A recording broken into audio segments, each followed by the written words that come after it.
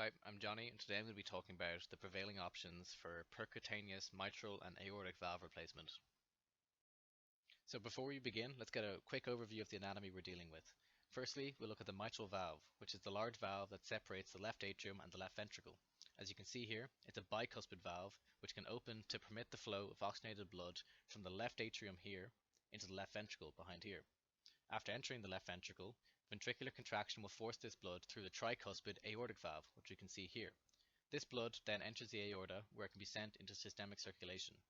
If we look at these valves up close, you'll see the mitral valve at the top here with chordae tendineae attached. These chordae are pulled by the papillary muscles, which are here, during opening to ensure a large passage for blood flow and to prevent valve prolapse. Below, you'll see the aortic valve with its three inward-facing cusps as well as external openings for the left and right coronary arteries. Finally, we can see both of these valves in action. As you'll note, the mitral valve opens during atrial contraction, while the aortic valve opens afterwards, during ventricular contraction once the mitral valve is closed. So there are a few indications for the replacement of a heart valve in general, one of the most important examples being valve stenosis, which can occur on either the mitral or the aortic valve here. It occurs due to progressive calcification on the leaflets that eventually leads to impaired function. So here we can see that in both cases it leads to not only impaired opening but also less effective closing. Eventually this can lead to symptoms including chest pain, dizziness and syncope. Other indications include infective endocarditis that impact valve function as well as severe mitral regurgitation, which we'll be focusing on in a minute. As for percutaneous valve replacement, it's indicated for patients that have some of these conditions who are both symptomatic and at high risk.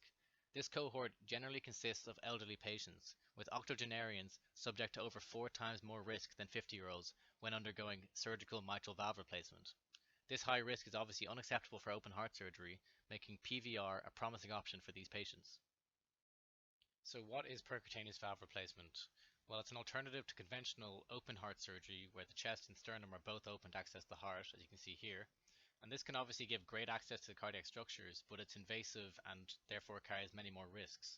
Alternatively, PVR allows for the delivery of replacement valves through blood vessels on catheters via a small incision, usually on the thigh, chest or arm. This approach carries significantly less risk and is therefore indicated in patients who would otherwise be at unacceptable levels of risk with traditional heart surgery, generally about more than 10% risk of mortality. Here we can see some example approaches to aortic valve replacement, with approaches via the aorta, through an incision in the aorta, or via the more rare transapical approach. So we've decided on percutaneous valve replacement. Now what do we need? Well, obviously we need our high risk and symptomatic patient, then of course a well-trained and multidisciplinary medical team, which you can see an example of just here. With this staff, you'll also need an array of equipment, including anesthesia machines, imaging, monitoring tech, as well as some form of bypass, which we'll discuss in a second. As for the replacement valve itself, there are many established and emerging options depending on the application, but for this we'll focus on the core valve system for aortic stenosis and the MitraClip for mitral regurgitation. Worth noting is the price of these systems. So for example, the core valve system, which consists of porcine pericardium leaflets mounted on a nitinol frame, costs over $32,000 to purchase from the manufacturer. Finally, some form of coronary bypass is needed. This varies by procedure, but for example the core valve typically uses what's called left atrial to femoral bypass, which you can see here. In this arrangement, oxygenated blood is diverted from the left atrium into the femoral artery, rendering the aortic valve inactive for the duration of the procedure. So now for the interesting stuff. First, we'll look at a typical procedure for aortic valve replacement with the core valve. So once the patient is anesthetized with bypass initiated, ultrasound is used to locate the femoral artery and a guide wire is introduced into it through a small incision in the thigh. Once in, it is carefully maneuvered up through the aorta and past the now inactive aortic valve. Once the guide wire is at the aortic valve, the catheter, which is loaded with the core valve, is threaded onto it and guided up to the aortic valve as well. Once at the aortic valve, the loaded catheter is pushed through the valve and gradually retracted, allowing the core valve to expand and take the place of the aortic valve without necessitating its removal. So here we can see the catheter passing through the valve, then being retracted and allowing the core valve to spring open and lodge itself over the diseased valve, essentially taking its place using only outwards pressure against the aorta walls to secure itself. Imaging such as 4D flow MRI and transthoracic echocardiogram are used to ensure the valve is in place and functioning properly. If the procedure is deemed successful, both the catheter and the guide wire are removed and the incision is closed. So here at the bottom we can see a cross section of the prosthetic valve in situ. You can note that the diseased valve is still present, just pushed against the aorta walls. So now for the mitral clip. Compared to the aortic valve, replacement of the mitral valve is much less straightforward, owing to a couple of reasons that I have listed here. Because of this, our current best procedure is to alter the existing valve structure without replacing it outright. Other approaches that aim to fully replace the valve are in the works, but are either still in preclinical development or have had limited success in a very small number of patients. As before, the patient is put to sleep and bypass is initiated. Instead of approaching through the femoral artery, this procedure involves the insertion of the guide wire into the femoral vein. It's achieved in the same manner as before, just with a different target vessel. In this case, the guide wire is carefully guided up through the femoral vein into the right atrium via the vena cava.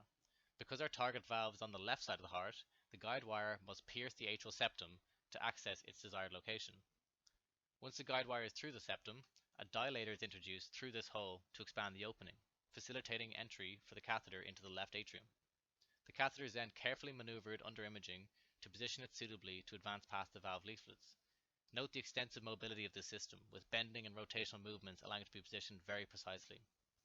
Imaging techniques such as color ultrasound are used to visualize the extent of regurgitation, which you can see as blue flow here, as the blood flows in the incorrect direction through the insufficient valve.